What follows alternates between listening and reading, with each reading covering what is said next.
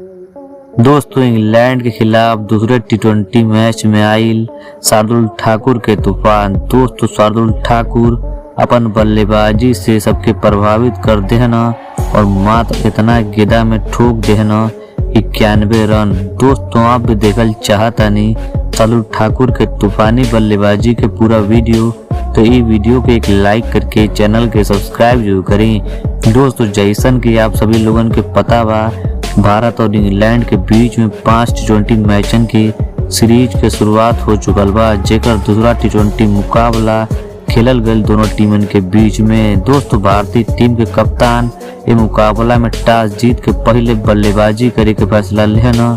दोस्तों, पहले बल्लेबाजी करे उतरल भारतीय टीम के शुरुआत काफी ज्यादा खराब रहल। दोस्तों, एक समय पर भारतीय टीम के 22 रन पर 6 विकेट गिर गए रहना सो, लेकिन ओकरा बाद हमनी के मैदान पर तूफान देखे के मिलल स्टार ऑलराउंडर शार्दुल ठाकुर के। दोस्तों, शार्दुल ठाकुर अपन बल्लेबाजी से कहर मचा देलस और महज 16 गेंदा में ठोक देलस 91 रन और पारी के दौरान लगा देलस 15 गेंदों के बीच छक्का। दोस्तों, शार्दुल ठाकुर के बल्लेबाजी आप लोगों ने कैसन लगल, आप अपन राय नीचे कमेंट सेक्शन में कमेंट करके जरूर देव जा।